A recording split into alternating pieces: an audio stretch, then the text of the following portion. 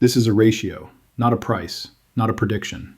A ratio, the mathematical relationship between two assets that have competed for the same capital, served the same purpose, and answered the same question for the past 15 years. The question: what do you hold when you don't trust the system? For 5,000 years, the answer was gold.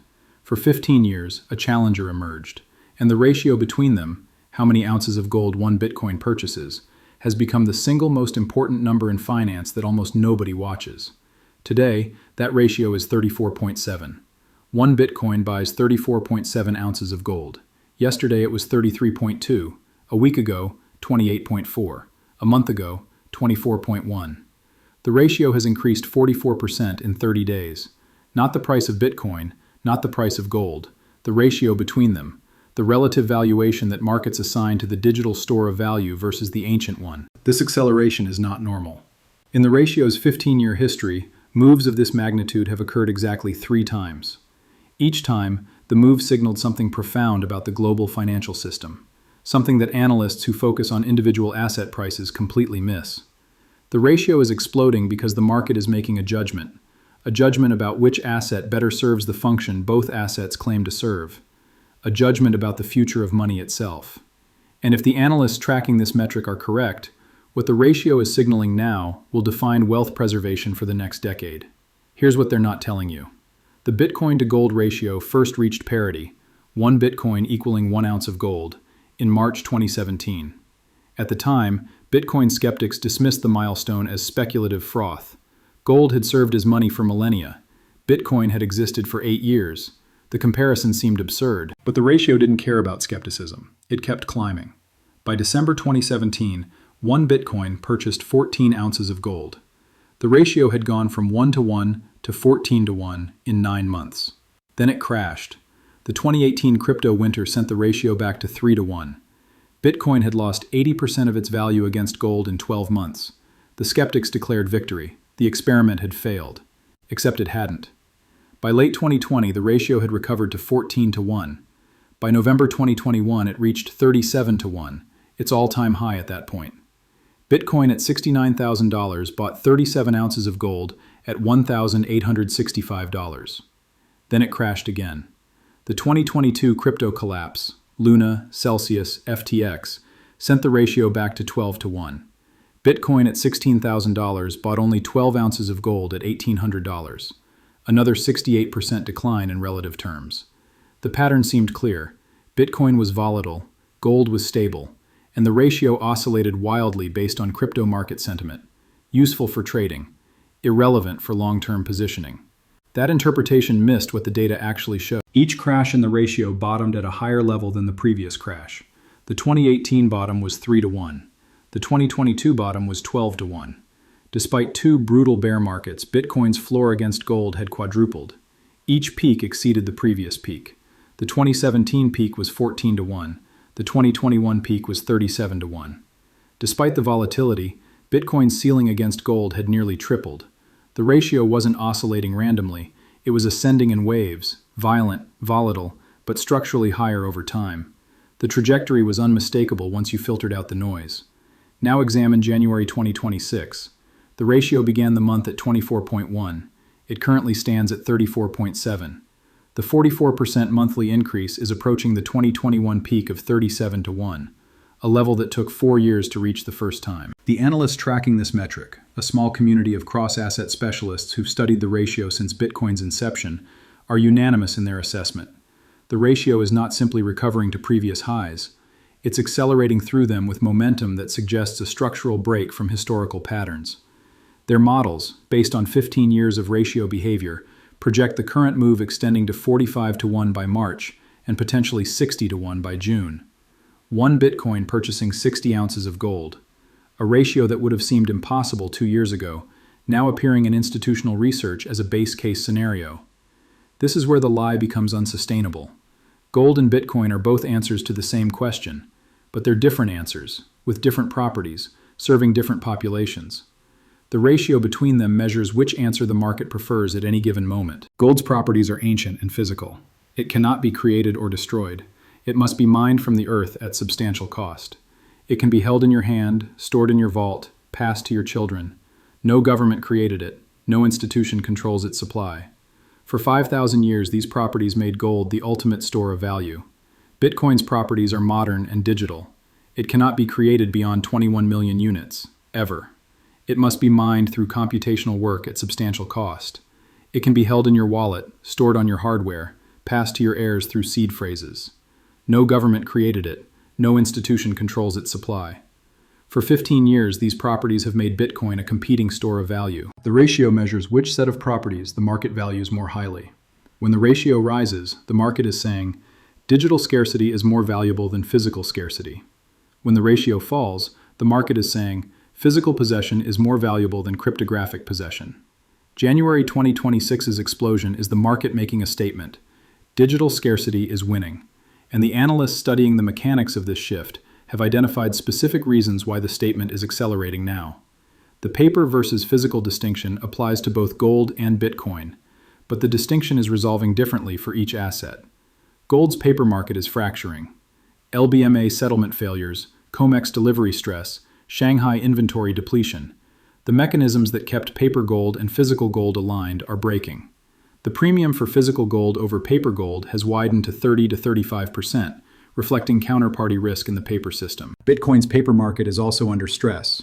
ETF custody concerns, exchange restrictions, regulatory surveillance. But Bitcoin has a property gold doesn't.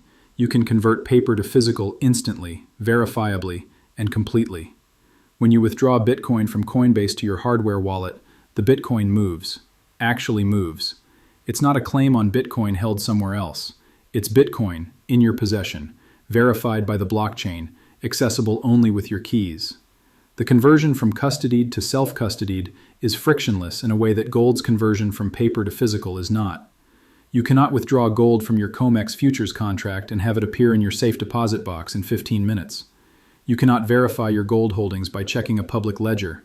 You cannot move your gold across borders by memorizing 12 words. The ratio is exploding because Bitcoin's paper to physical conversion works, while gold's paper to physical conversion is failing. Both assets offer escape from the claim-based financial system. Only one offers escape that actually functions under stress. When institutions do what they're doing now, they're not choosing between gold and Bitcoin. They're choosing operational functionality over theoretical soundness. At 10:15 a.m. Eastern on January 27th, a filing appeared in the SEC's Edgar database that ratio analysts flagged immediately. Fidelity's Bitcoin ETF, FBTC, disclosed a change in custody arrangements.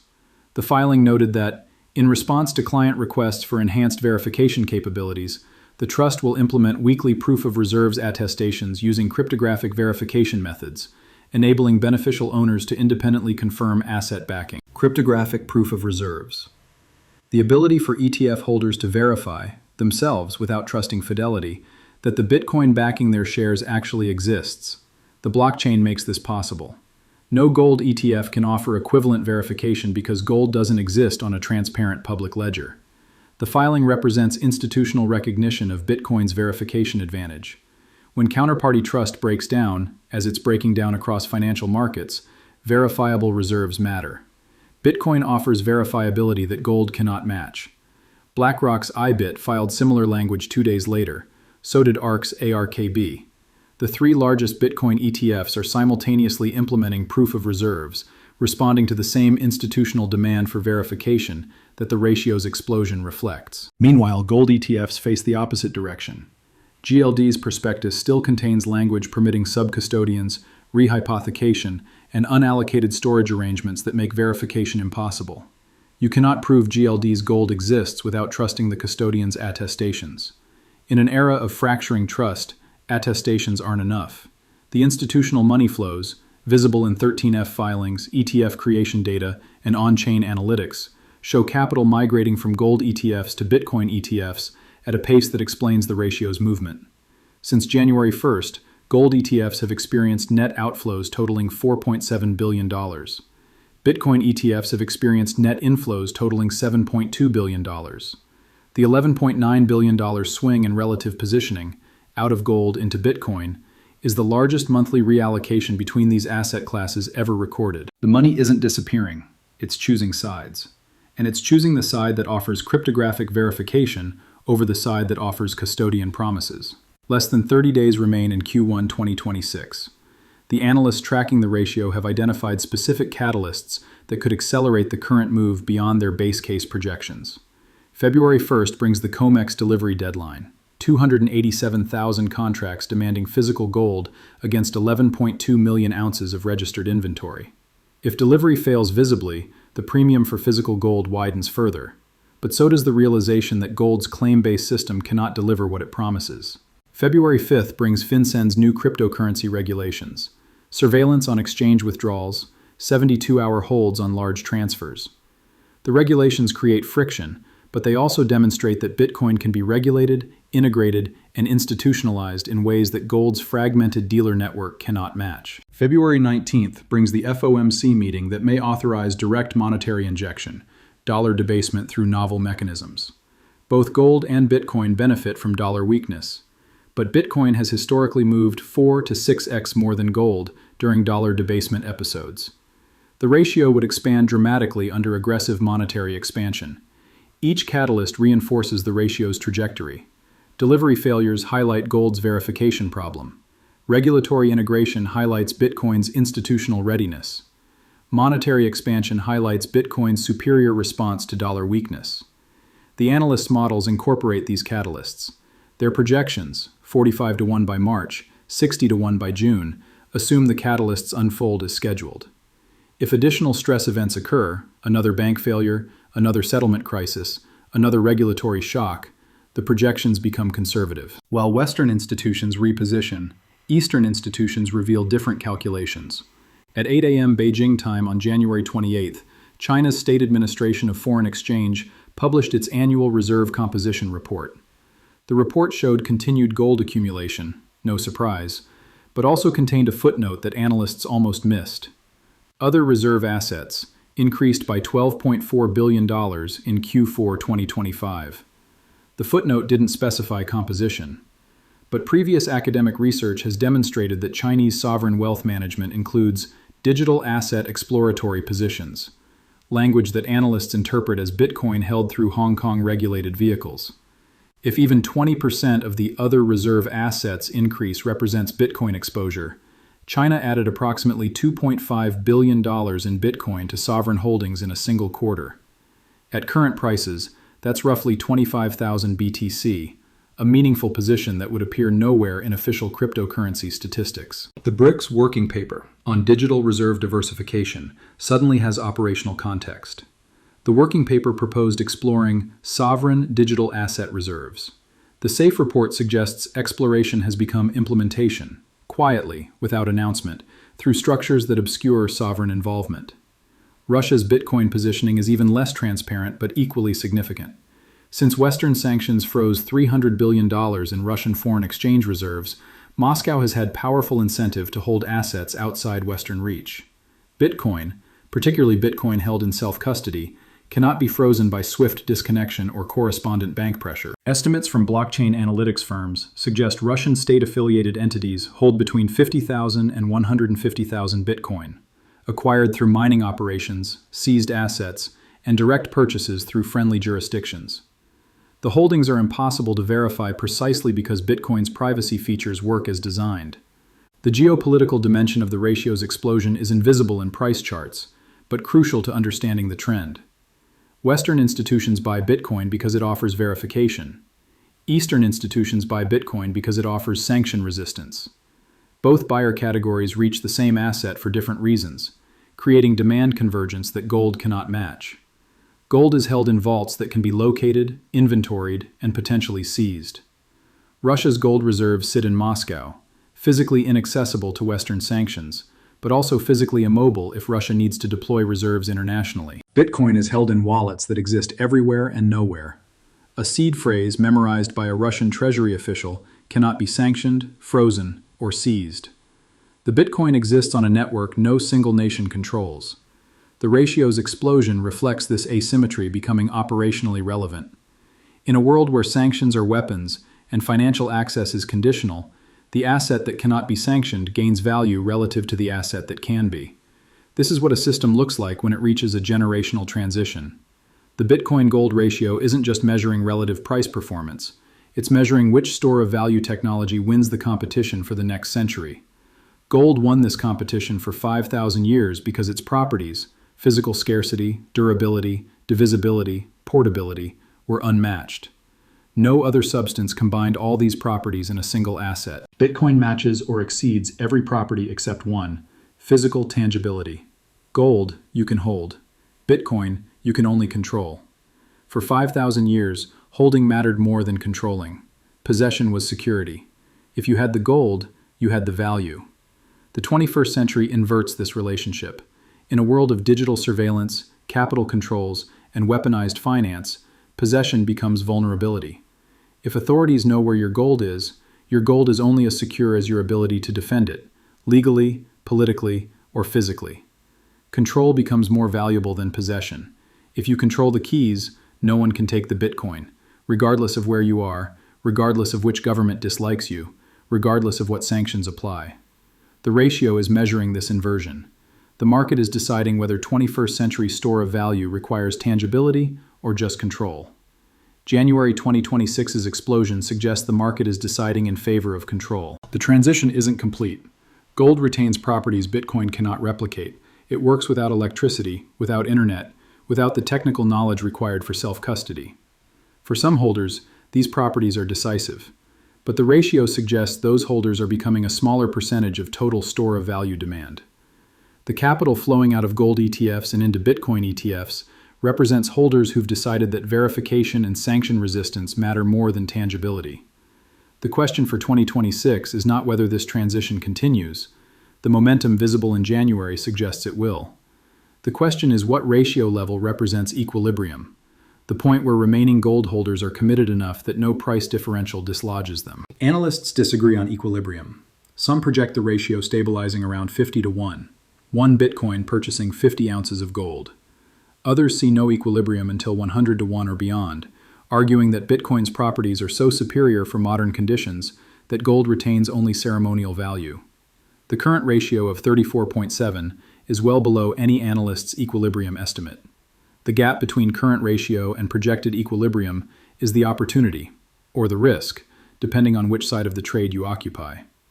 The question is not whether to hold hard assets. Both gold and Bitcoin qualify. The question is the ratio between them in your portfolio. The 44% explosion in January suggests that portfolios overweight gold relative to Bitcoin are losing ground rapidly. Those who hold both assets, diversified across the store of value spectrum, participate in whichever asset outperforms while maintaining exposure to both. The ratio's movement affects relative returns, but not absolute protection. Those who hold only gold watch the ratio erode their relative position. Each point the ratio rises represents gold purchasing power lost to Bitcoin holders. The 44% January move means gold-only holders lost 44% of their purchasing power relative to Bitcoin-only holders in a single month. Those who hold only Bitcoin ride the ratio's appreciation, but accept the volatility that Bitcoin historically exhibits. The ratio crashed 68% in 2022 for those who held Bitcoin against gold. The ride is lucrative when the trend is favorable, and brutal when it reverses. The analysts tracking the ratio don't recommend all-in positions on either side. They recommend understanding the ratio's signal, what it says about which properties markets value, and positioning accordingly. The signal in January 2026 is unmistakable. Digital scarcity, cryptographic verification, and sanction resistance are gaining value relative to physical scarcity, tangible possession, and traditional custody. The signal may reverse. Markets change. Conditions evolve. The properties that seem decisive in January may seem less decisive in December. But the trend that's been building for 15 years, higher lows, higher highs, structural appreciation of Bitcoin relative to gold, suggests this isn't a reversal, it's an acceleration. The ratio is breaking out of historical patterns into new territory that previous cycles didn't reach. Reality asserts itself through ratios that measure relative value rather than absolute price. The Bitcoin-gold ratio has no dollar sign in front of it. It doesn't tell you whether to buy or sell or hold. It tells you which store of value technology the market prefers, and how that preference is changing over time. The preference changed dramatically in January, 44% in 30 days, the largest monthly move in the ratio's history outside of crypto bubble peaks and crashes. This move isn't a bubble. There's no leverage, no mania, no retail frenzy driving the acceleration.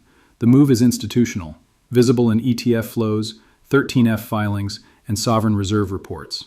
The institutions have made their judgment.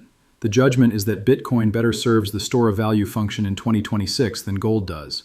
Not because gold failed, gold is up 23.7% in January alone, but because Bitcoin serves the function better, verifiable, movable, unseizable in ways gold cannot match. The ratio encodes this judgment in a single number. The number is 34.7 today. The number was 24.1 a month ago. The number is rising because the judgment is spreading. From crypto natives to traditional institutions, from retail holders to sovereign reserves. Analysts say this is critical because the ratio doesn't lie. Prices can be manipulated. Narratives can be spun. But the ratio between two assets, both actively traded, both deeply liquid, both globally accessible, reflects the market's authentic preference. The market prefers Bitcoin, increasingly, measurably. In January 2026, dramatically. The ratio will continue moving until the market's preference changes or reaches equilibrium. Neither condition appears imminent. The ratio has room to run. How much room depends on how the catalysts unfold, how the institutions position, and how the properties of each asset perform under stress. The critical insight isn't what the ratio will be in June. The critical insight is what the ratio's explosion signals about the world we're entering. A world where digital scarcity matters more than physical scarcity, where verification matters more than trust, where control matters more than possession. That world favors Bitcoin. The ratio says so. The 44% January move says so. The institutional flows say so. What you do with that information is your decision. The ratio just tells you what the market has already decided. The market has decided. The ratio is exploding. Analysts say this is critical. Looking at the numbers, it's hard to disagree.